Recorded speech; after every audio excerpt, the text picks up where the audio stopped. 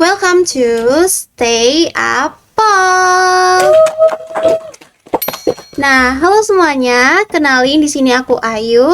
Nah, kali ini aku berkesempatan sebagai host, dan di sini aku nggak sendirian nih. Aku ditemenin sama VCP kita.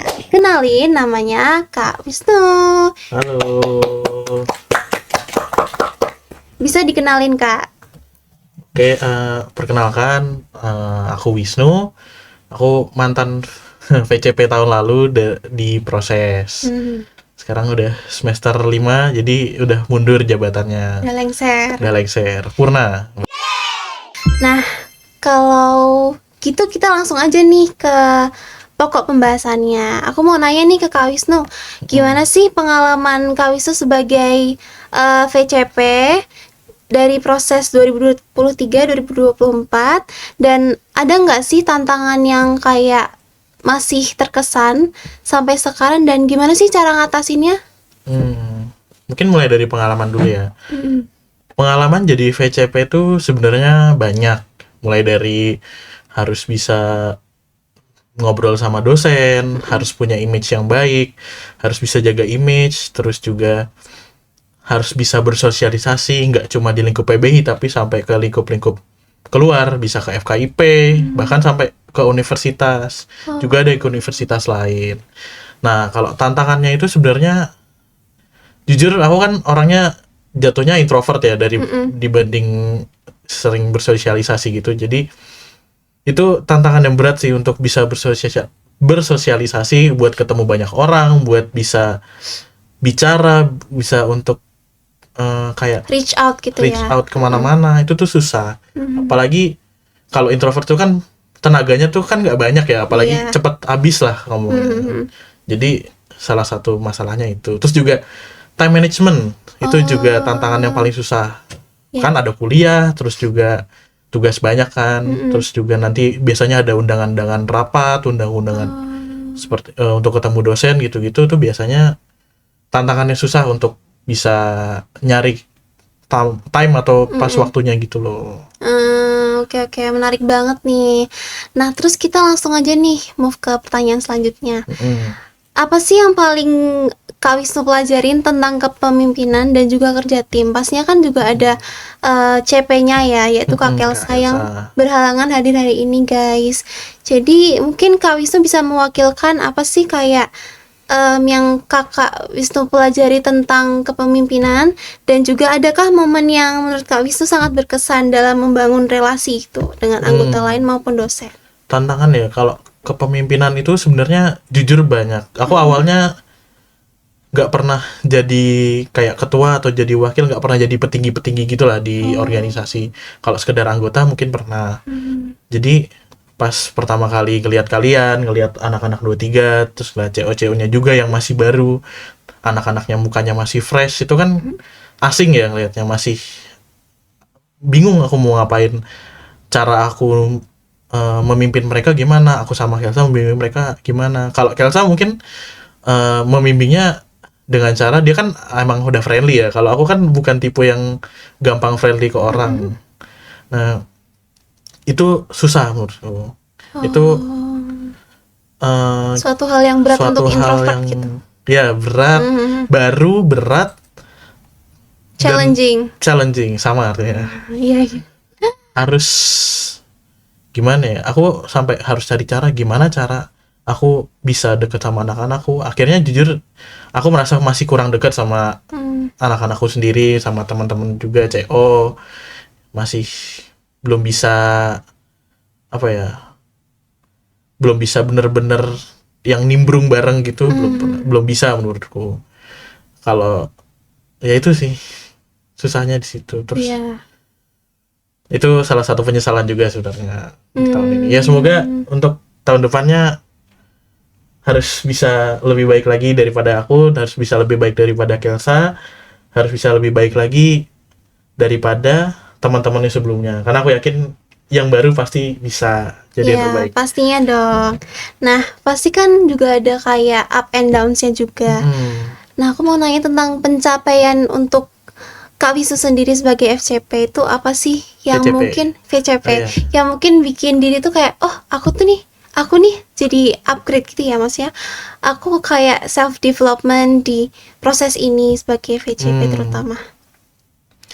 Yang paling kerasa itu self development itu tentu yang tadi aku bilang soal bagian sosial. Maksudnya bagian untuk bisa berbicara dengan orang lain, khususnya sama dosen. Kan jujur pembagian tugasnya itu sebenarnya Kelsa itu ke mahasiswa, ke teman-teman, aku biasanya muka untuk dosen. Nah, di sini peranku itu mau nggak mau kan aku harus jaga image tadi, aku harus bisa membuka percakapan, membuka topik baru untuk bisa berbicara sama dosen. Itu salah satu pencapaian sih menurutku, untuk bisa ngobrol sama dosen baru. Bahkan dosen yang mukanya aku kenal aja aku harus kenalan, harus berani kenalan dulu untuk bisa dekat sama dosen, untuk bisa berbicara sama dosen, untuk bahkan sampai tiap hari dipercaya Miss Ika, di chat Miss Ika, Mas Wisnu minta tolong ini, Mas Wisnu tolong dikabarin ke grup ini, tolong ini. Itu salah satu pencapaian yang cukup besar. Sampai dipercaya itu sebuah kebanggaan sendiri lah. Keren. Nah, kita kan udah nanya-nanya seputar pencapaian dan juga up and down serta yang lain-lainnya. Aku mau langsung ke pertanyaan yang benar lagi tuh, kayak sebuah event besar yang semua anak PBI terutama yang apa tuh kira-kira? Terutama yang merayakan ini tuh kayak nunggu-nunggu gitu loh, Kak. Pastinya tanggal 25 khususnya 25. Buat yang Katolik, yaitu Natal. Nah, aku mau nanya nih, Natal kan sering dikaitkan dengan harapan dan juga refleksi. Menurut untuk Kak Wisnu sendiri, apa pesan Natal yang ingin Kak Wisnu bagikan untuk teman-teman proses, dan juga apa harapan Kak Wisnu untuk organisasi ini di tahun depan, khususnya buat proses 2024-2025 yang barusan aja dilantik nih. Mungkin ada yang mau disampaikan? Mungkin untuk refleksinya itu jangan patah semangat, jangan cepat menyerah, karena perjalanan kalian masih panjang. Dan harapanku yang tadi aku bilang, semoga di tahun depan, ya nggak tahun depan doang, tapi tahun-tahun berikutnya sampai seterusnya. Pokoknya nanti kalau aku udah jadi alumni, aku harus bisa lihat kalau proses itu adalah suatu organisasi yang paling baik yang ada di FKIP. Enggak di FKIP doang. Mungkin bisa sampai lebih paling baik di universitas. Amin. Atau paling baik di Indonesia gitu. Amin. Keren. Semoga yang apa Kak Wisnu sampaikan bisa menjadi kenyataan ya guys. Amin. Jadi buat kalian proses selanjutnya selalu semangat dan juga jangan cepat menyerah, dan jangan putus asa. Dan mungkin jika ada kayak masalah atau sesuatu yang ingin ditanyakan, feel free buat tanyain ke Kak Wisnu dan juga teman-teman proses yang sebelumnya. Nah, gak kerasa kayaknya kita udah di penghujung acara aja nih Kak. Kan kita udah banyak ngobrolin tentang itu, kayak sesuatu yang kayak sesuatu yang baru dan juga sesuatu yang mengesankan untuk dibuat untuk tujuan dan untuk patokan teman-teman berikutnya. Nah, dari cerita-cerita yang kita udah ceritakan, Natal kan juga penuh kehangatan, banyak banget pelajaran dan inspirasi yang kita bisa ambil. Serta buat teman-teman yang dengerin podcast ini, aku cuma mau bilang semoga cerita ini bisa jadi motivasi untuk kalian bisa berkontribusi baik di organisasi maupun di kehidupan sehari-hari. Dan juga karena kita sudah dekat dengan Natal, mari kita jadikan Natal sebagai momen untuk berbagi semangat, kebahagiaan, dan juga harapan yang baru.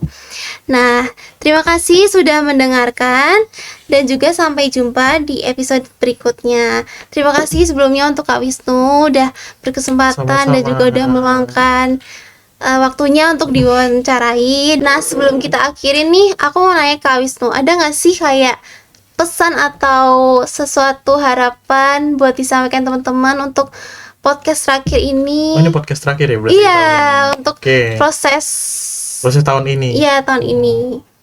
Ya, aku berharap semoga podcast ini gak pernah hilang, gak pernah digantikan. Pokoknya aku juga berharap semoga podcast tahun depan tetap ada. Ya pokoknya selamat Natal dan tahun baru.